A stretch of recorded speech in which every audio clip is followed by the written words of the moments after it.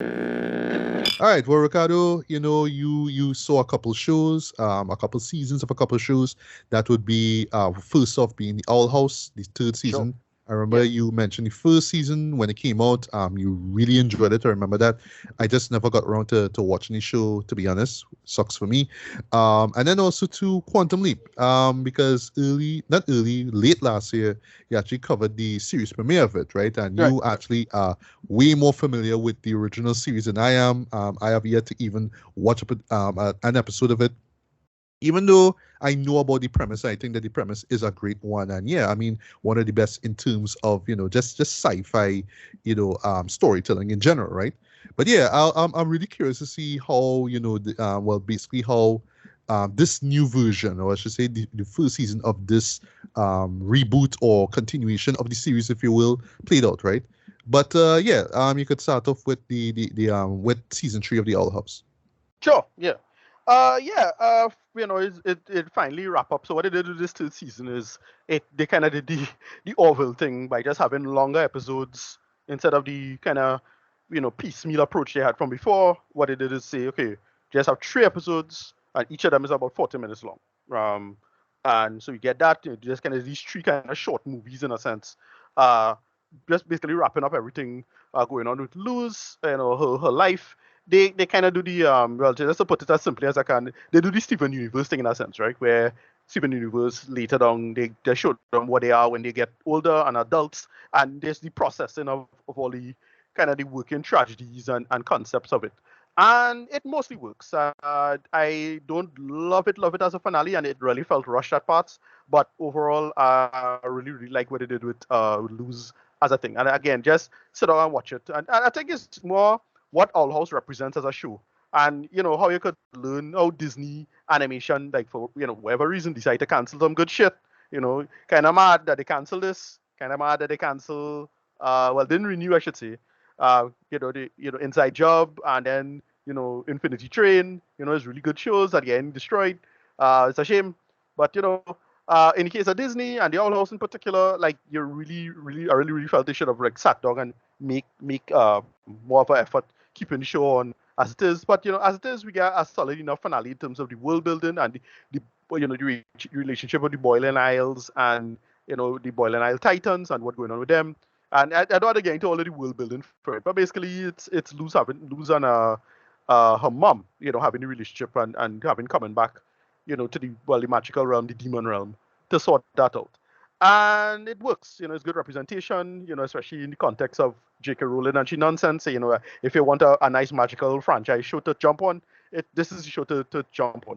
It's really a shame that you can't get more of this going forward. It is what it is. You know, not too much to say in that sense in terms of without spoiling or getting into too much of the world building, but it is pretty good. Like I'm really happy with what we got. I'm happy with all the world building. It have a lot to do with not understanding the concept of death. Not as good as Gravity Falls finale, but it up there. It's just like really good world building, good message, good storytelling in terms of the finale.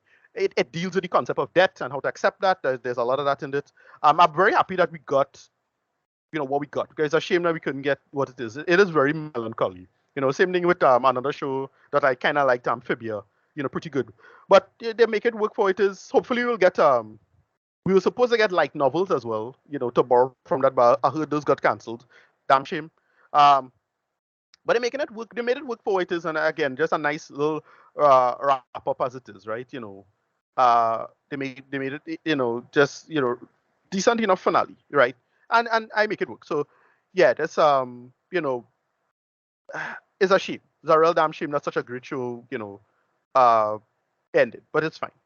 But yeah, is it is what it is. It's a shame. It's sad we shouldn't get more. But yeah, I just would mention in the Old House, you know, not getting a fair shake, but that is really unfair, Will. But in a fairer world, we'd get a better show. But yeah, it's great. Rating as a whole series, 9 out of 10. The finale and this season are probably 8 out of 10. That is my quick kind of how I feel about it. I just really thought it shows something special and something new for new people, instead of just look, how we talk about remakes and remixes and thing, and you want new material.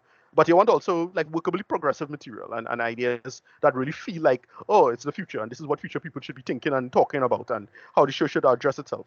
And that's it.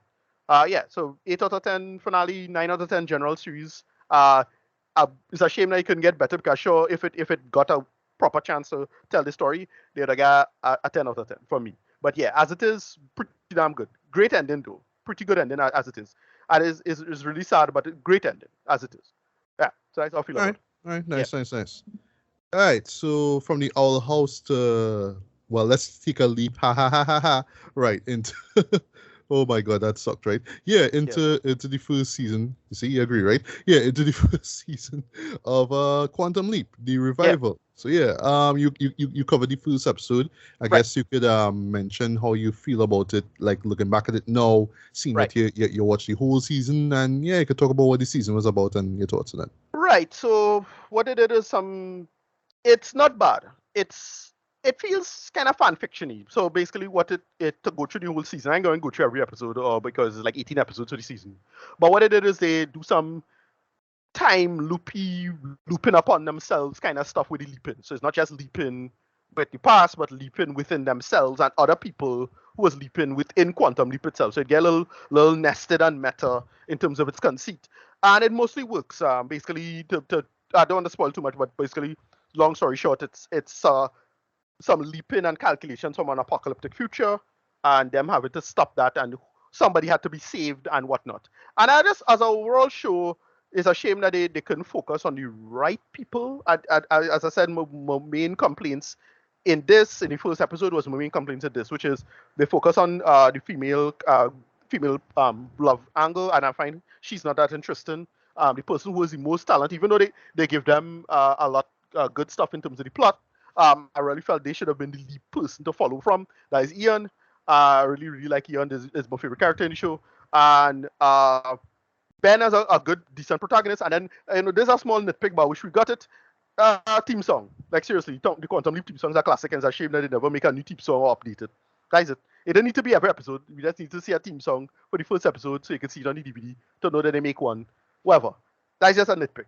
Overall, yeah, solid series. I can't say I loved it because the writing is not strong, and this it is one of those series that it didn't need to be 18 episodes. This could have been 9 episodes. I felt it have the Flash problem, right, where it's old TV and old TV just need to run long seasons instead of telling a story because they really care about that. But as it is, it did a great little interesting conceit with time and time looping. They reference the old show in some good ways. But the author, the creator of the show, from what I understand, he's not a big fan of the old show.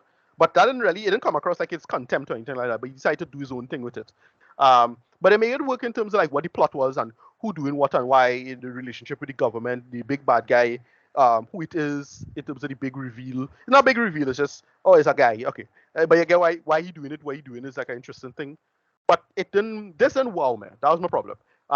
Again, too much filler, way too much time. That was the main problem. That pulled it down. And but if it did concentrate, the main story and made it work, it could have been better in my opinion. That is just it have nothing too much to say because it's like, yeah, it take too long to get through the story. They didn't stretch it out as badly as say, what Star Trek Picard did, right? And we will talk about Star Trek Picard because the finale coming up soon.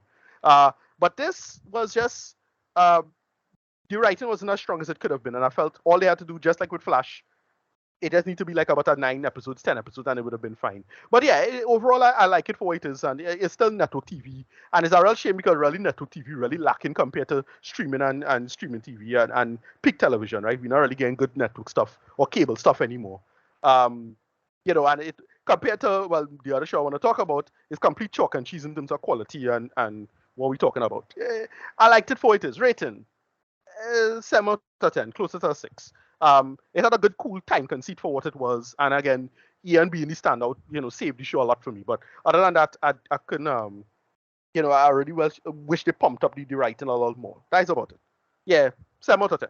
Low All 7. right. Well. Dumb question, right? In terms of just that whole time loop stuff, right? Did it make any logical sense, like at all? Yeah, I mean, it's as much sense as Quantum Leap makes, right? Quantum Leap have a whole weird weird like conceit on its own in terms of like the time stuff and travel and consciousness. Yeah, I didn't like fight down or nitpick any details because it wasn't like anything too, egregious or anything like that. It was just like, oh, okay, right, that makes sense. And like because really the more convoluted part is the villain, like what the villain doing and why they're doing it. That's a little on the convoluted end, but that's about it. It didn't bother me too much. And again, look, if it was a better show out of care, that's the problem. So it is more like the execution and the other conceits. But yeah, it was fine. It's Quantum Leap. Like it's the computer from the social justice computer from the future want to fix the past, and this is what it is do and calculate why. But then when they get into like the interfering with the computer and the computer referencing itself and its own past, and other people having to represent itself in terms of code and who interfering with Ziggy in the future and why, it mostly works. Like I could have lived with it. Like it was fine. I didn't have a problem with any of that. So that's how I feel about it. All right, cool. What's Beef, boy? Well, Beef is a new TV series that dropped a few days ago on Netflix.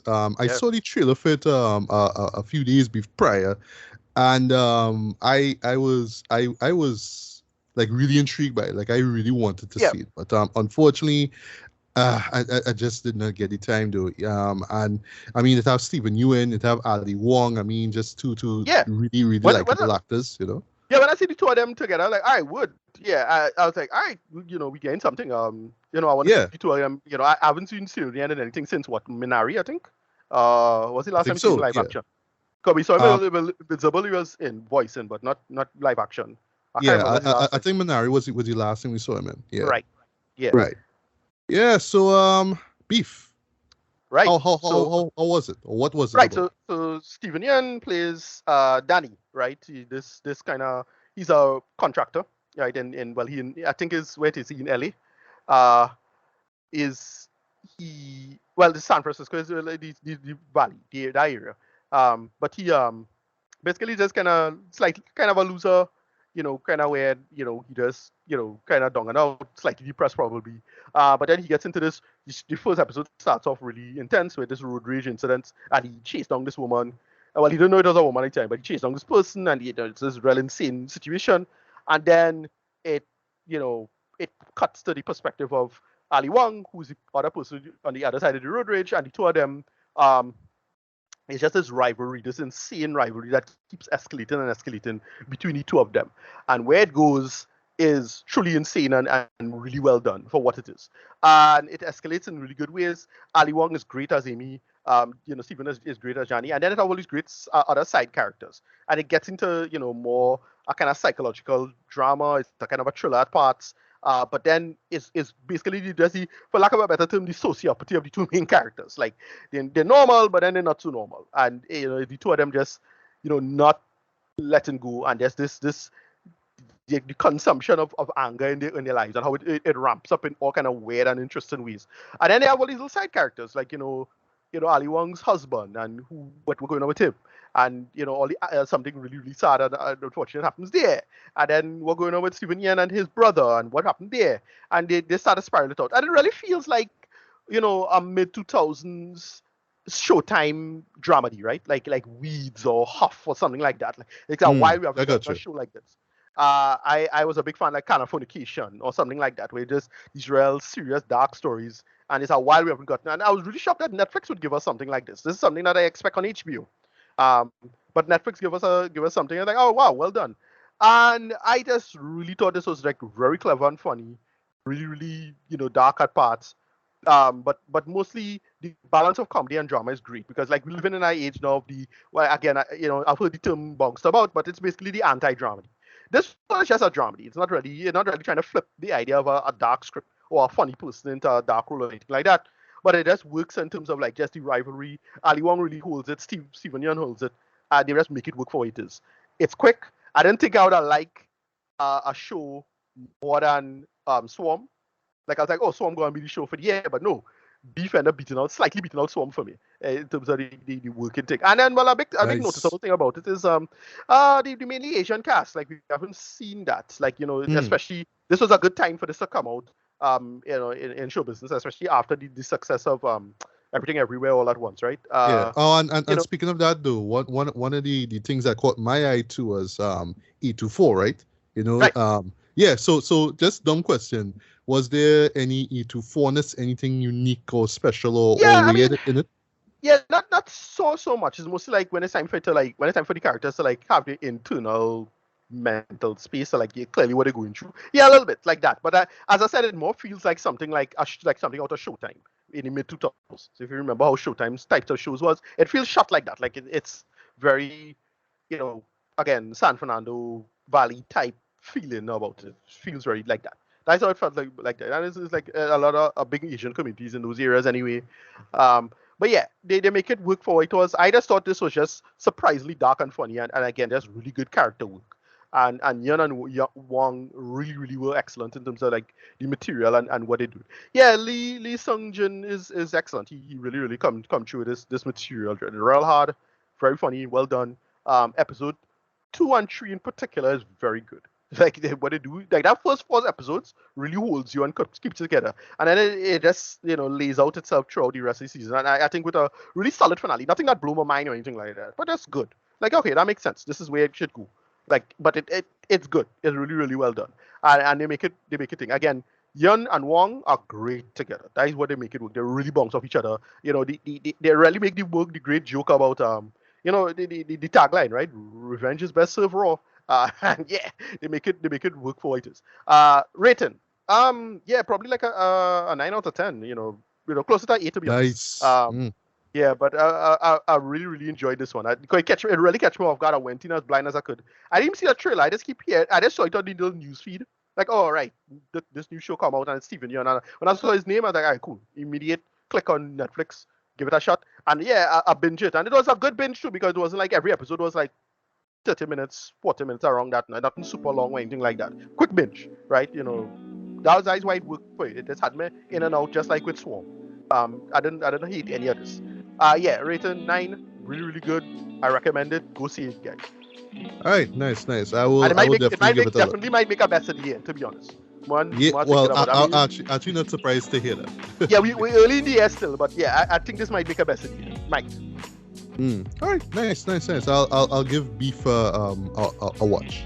Nice. Yeah.